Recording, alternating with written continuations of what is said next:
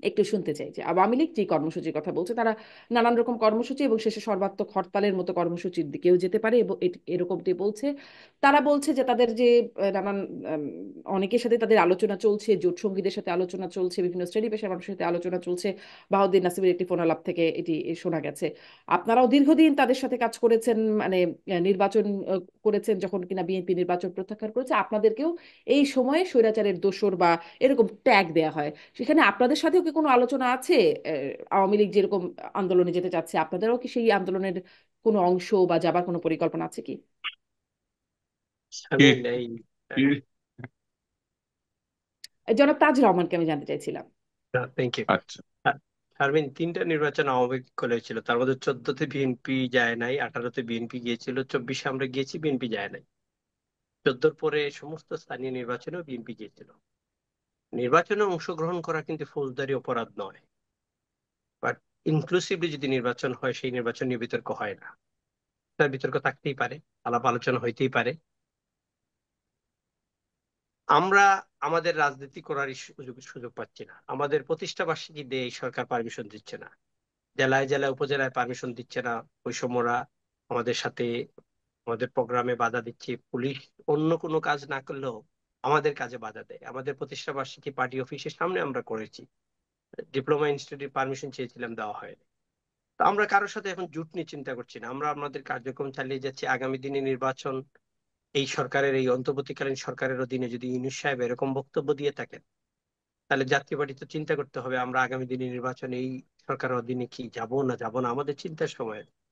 আওয়ামী লীগকে তো এখনো নিষিদ্ধ করা হয়নি। আওয়ামী লীগকে যদি নিষিদ্ধ করা হয়ে যায়, তাহলে আওয়ামী লীগ তার রাজনীতি দেশে করতে পারবে না। যতক্ষণ আওয়ামী লীগ নিষিদ্ধ না হয়, তখন আওয়ামী লীগের রাজনীতি করবে কি করবে না সেটা সরকার দেখবে, আওয়ামী লীগ রাজনৈতিক দল হিসাবে দেখবে। তবে আমার মনে হয় আওয়ামী লীগের যে ভুল ভ্রান্তি গুলো আছে সেগুলো আওয়ামী লীগের স্বীকার করা উচিত। ভুল তো অনেকগুলো আছে, সেগুলোকে স্বীকার করে নিয়ে জাতির কাছে বলা উচিত যে আমাদের ভুল হয়েছে। আমরা এই মুহূর্তে আওয়ামী লীগ রাজনীতি করবে আর তাদের সাথে জোট হবো কিনা, এটা তো আমি এই মুহূর্তে মনে করি ব্যক্তিগতভাবে আমাদের এইটাতে কোনো ধরনের কোনো আলোচনা আমাদের দলেই নেই। আমাদের 25 তারিখ প্রেসিডিয়াম মিটিং হয়েছে, আমরা আলোচনা করেছি রাজনৈতিক দল নিয়ে আমাদের কাজ, আমরা কি করব, আমাদের আগামী দিনের রাজনৈতিক পরিকল্পনা, আমার আগামী দিনের নির্বাচন। এই সরকার আমাদের সাথে যে বৈষম্যমূলক আচরণ করছে, বৈষম্য বলে তারাই বৈষম্য আচরণ করছে।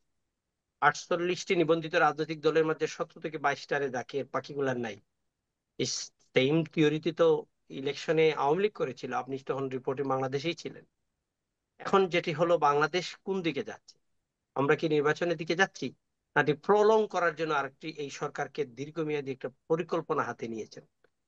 উনি আমার দুদুভাই, শ্রদ্ধেয় দুদুভাই বললেন যে 17 বছরে আপনি এই জাতিসংঘের সনদের একটা সিগনেচারকারী দেশ বাংলাদেশ, 17 বছর তো শিশু বলা হয়। আপনি সেই জায়গায় 17তে নিয়ে আসতেছেন ভোটাধিকার দিতে। শিশু কি ভোট দিবে? 18 না হলে তো শিশু। জাতিসংঘ সনদ সিগনেচারকারী দেশগুলা 21-এ আপনি মাস্টার্স তো কমপ্লিট করার মতো 22-23 চলে যায়, সে জায়গায় আপনি 21-এ পার্লামেন্ট মেম্বার নিতে চাচ্ছেন। এগুলো তো বুঝেই মানুষ বুঝতেই পারে যে কেন আপনি এটা করতে চাচ্ছেন। এগুলোর একটা ফ্যাসিলিটেট করতে চাচ্ছেন, একটা গ্রুপকে আপনি ফ্যাসিলিটেট করছেন যারা আপনার নিয়োগকর্তা। এই নিয়োগকর্তারা একটার পর একটা বাংলাদেশের সংবিধান পরিপন্থী, সংবিধানের কবর দিবে, রাষ্ট্রপতি সরাবে, বিচারপতিদের সরাবে, সবগুলা করতে চাচ্ছে। বিএনপি আমরা সবাই মিলে যদি এর এইগুলাতে বাধা না দিতাম, তারা কিন্তু আরো অনেক কিছু করে ফেলতো। এই দেশকে 111, মির্জা ফখরুল সাহেবের বক্তব্যের খণ্ডায় বৈষম্য বিরোধী নেতারা বলছেন যে বিএনপি চাচ্ছে। বিএনপি কেন?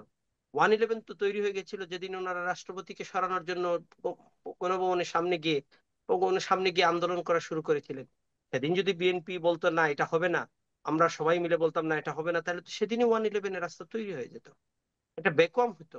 সংসদ না থাকলে সংসদীয় পদ্ধতি সরকারের রাষ্ট্রপতি নিয়োগ করার সুযোগ নেই সামনে। কেউ রাষ্ট্রপতি দিতে পারবে না। রাষ্ট্রপতি কে নিয়োগ দিবে? সংসদে মেজরিটি যে দল, তাদের ভোটাভুটির মাধ্যমে সেখানে রাষ্ট্রপতি করা হয়। তারপরে চলে আসছেন সেনাবাহিনী প্রধান সরাবেন। এখন আপনি সংবিধানকে কবর দিবেন, এই সংবিধান পুরা কবর দিবেন। এই সংবিধানে জিয়াউর রহমান সাহেব আছে না, সেই রাষ্ট্রপতি। বেগম খালেদা জিয়ার 2 শাসন আছে না, সাদের শাসন আছে না। বৈধ রাজনৈতিক যতগুলা মানে সংস্কার আছে সংবিধানের, 17টা অ্যামেন্ডমেন্ট হয়েছে। আরো 17টা করেন, সংবিধানের কবর দিবেন কেন? আপনারা রাজনৈতিক দলের সাথে একটার সাথে যুদ্ধ শুরু করে বাকি সবগুলোর সাথে যুদ্ধতে চলে যেতে যাচ্ছেন। এটা করে কি আপনি দূরত্ব না কমিয়ে দূরত্ব বাড়িয়ে দেশের কোনো সুবিধা হবে? হবে না। আইন শৃঙ্খলার অবস্থা খারাপ, দ্রব্যমূল্যের অবস্থা খারাপ, foreign FDI, foreign direct investment 71% down to last year, এবং 6 ইয়ার্স এর মাঝে লয়েস্ট। আপনি এগুলো যদি ফিক্স না করেন, আপনার ইকোনমি কোন দিকে যাবে? আপনি গোর জি। থেকে বাইর এখন হইলে। এই যে আপনি আপনি যে অভিযোগগুলোর জায়গা বা অনুযোগগুলোর জায়গা তুলছেন, আপনারা কি কোনো কর্মসূচির জায়গায় আছেন? আমাদেরকে বিএনপিও তো কর্মসূচি দিচ্ছে ফেব্রুয়ারি থেকে। আমাদের তো কর্মসূচি করতে দিচ্ছে না শারমিন। আমাদের আলোচনা 25 তারিখ করেছি, 25 জানুয়ারিতে আমরা প্রেসিডিয়াম মিটিং এ আলোচনা করেছি আমরা কর্মসূচি করব। আমাদের প্রতিষ্ঠা বার্ষিকী ছিল 1 জানুয়ারি, আমাদের সে প্রতিষ্ঠা বার্ষিকীতে করতে দেয়নি সরকার। আমরা চাচ্ছি দ্রব্যমূল্য নিয়ে আন্দোলন করতে, দ্রব্যমূল্য নিয়ে আলোচনা করতে, আগামী নির্বাচনী ব্যবস্থা সুন্দরভাবে তৈরি করে একটা ভালো নির্বাচন দিয়ে এই সরকার চলে যাও। হুম, নির্বাচনে যে আসবে আমরা সমর্থন দিব, হুম, ফ্রি ফেয়ার ক্যাটেগরি ইলেকশন করার জন্য লেভেল প্লেইং ফিল্ড। কিন্তু এখন যদি যে রেফারির জন্য ভূমিকা রাখবে, সে যদি রেফারি অন্য দলের একটা অংশগ্রহণকারী দলের রাজনৈতিক দল হয়ে আসে মাঠে খেলতে, আর তার পক্ষে থাকে, তাহলে সেই রেফারি কি আমার পক্ষে থাকবে? নিউট্রালিটিটা পক্ষে থাকবে? সে তো যে কোনো সময় রেড কার্ড দেখাইতে পারে, পেনাল্টি দিয়ে হুম। দিতে পারে তার পক্ষে।